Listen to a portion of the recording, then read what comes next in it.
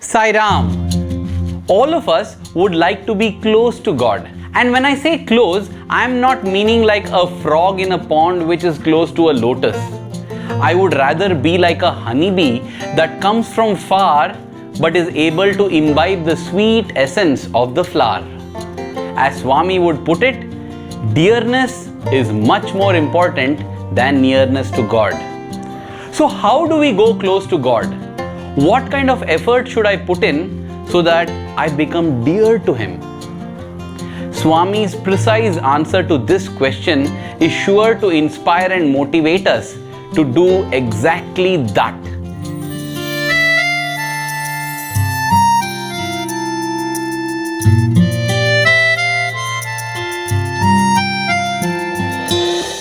In a candid conversation with the students at Kodaikanal in the 1990s, Swami answered this very question: how does one attain God?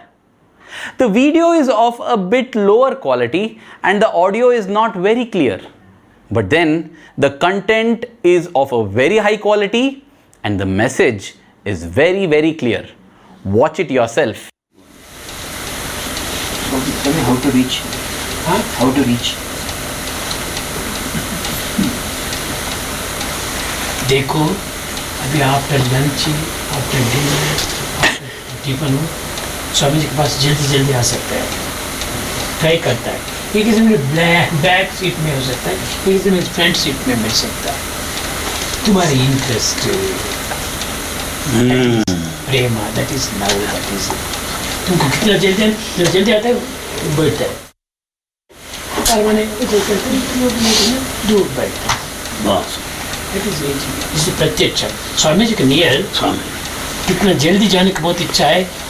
Inner force Swami internal internal ఒక affection బాగా మంచిగా ఉంటే ఇదేం వచ్చేసేస్తావు దగ్గరికి. స్వామి internal affection సరిగా లేకపోతే దూరంగా కూర్చుంటావు.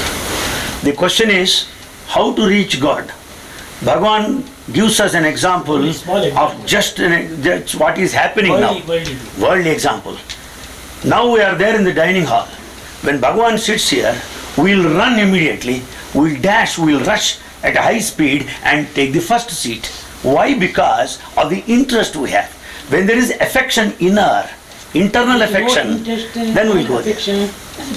When we don't have that interest, when there is no internal affection, we will have the back seat. ఇట్లా ఇంట్రెస్ట్ ఎఫెక్షన్ రెండు ఉంటుంటే ఫోర్స్ చేస్తుంది. When there is interest and affection coupled together, that will force you. Interest and affection, those are the two key terms. With God, as in any other human relationship, it is a two-way process. God's grace is just one terminal in the electrical circuit, the other terminal being human effort and yearning. Both are essential for the divine current to flow. Let's take up the first term, interest. Am I interested in God? Am I interested in Swami? If we consider a worldly example, let's take a sports star of whom I am a fan. Even though I have never met him in life or interacted with him, I follow him on Facebook, Twitter, all social media. I am aware of his life story and every achievement of his. That is why I am a true fan, right? If I claim that I am interested in Swami, it goes without saying that I must follow him, right? Not on social media, in real life. Like a true fan, am I familiar with all his works? Have I read all the Vahinis? Have I gone through all the discourses? Have I heard those discourses? All of these are available online for us so easily. And yet, have we gone through all of them? Have I gone through the Satyam Shivam Sundaram, which is the story of his life? The next term that Swami speaks about is affection. The question may be asked, is it possible to love Swami and have affection for him when we have not interacted with him or even seen him? It is definitely possible. Say the lives of Tukaram, Mirabai, Chaitanya Mahaprabhu, Ramadas, Saint Francis of Assisi, all those glorious devotees of the Lord. I am reminded of a beautiful incident that took place in the Brindavan campus of the Sri Sathya Sai Institute of Higher Learning at Bangalore. Now, there was a student who was yearning to get near to Swami, close to Swami, especially during the Trai sessions. Trai sessions are private and intimate sessions between the students and staff and Swami, and it is hosted at Bhagwan's own residence, Trai Vrindavan. Since the student was not able to get the front lines any day, one day he decided to bunk and scam the lines and go ahead. But as luck would have it, he got caught. And once again the teacher in charge sent him right back to the end. He was again last to enter Trai Vrindavan. As the Trai session began and this boy was feeling very bad, Swami suddenly beckoned to him and called him to come right up to the front. Everyone turned around to see who is this boy that is receiving so much of love and grace from Bhagwan. Once he came front, Swami said, "You know why I have brought him front? Because this boy was crying for me."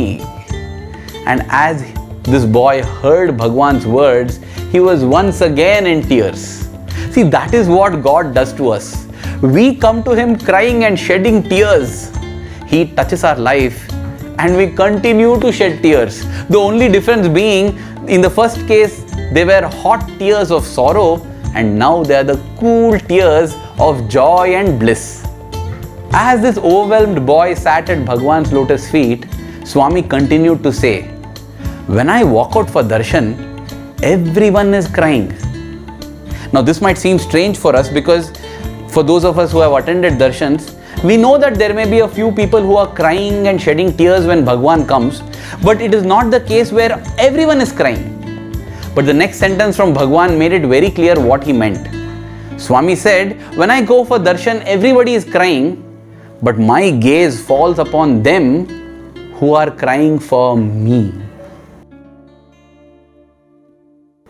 It becomes so clear that all of us sit and yearn and crave for many things, our own petty desires, money, power, relationship, whatnot, worldly glory.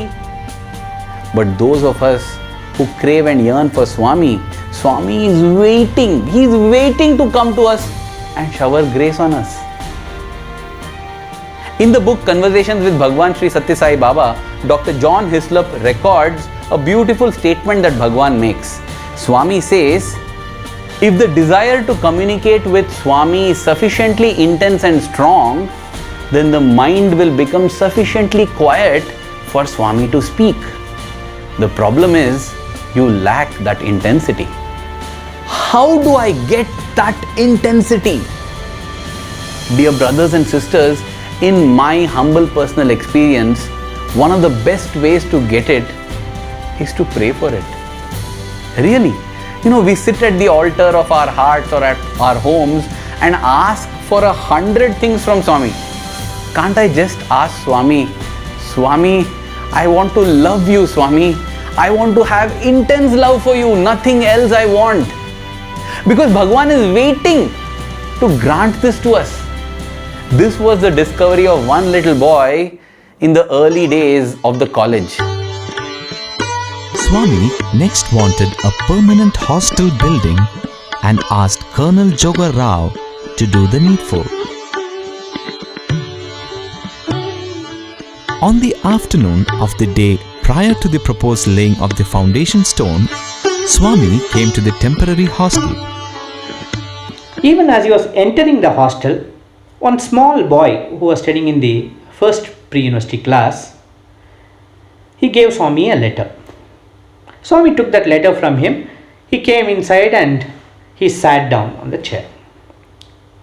And after he sat down on the chair, he casually opened this letter and read it. Swami seemed to be reading that letter for quite some time.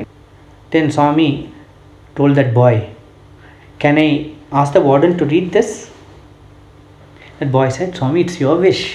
He had written, "Swami, why are you upset with us? Have we transgressed some discipline which is dear to you? If so, please tell us. Do not banish us from Vrindavan. Why are you building a hostel for us somewhere far away from your presence? If you say that you are really not unhappy with us, then Swami, break down this bungalow and build one next to the hostel where it's coming up. We are not particular that we should be here.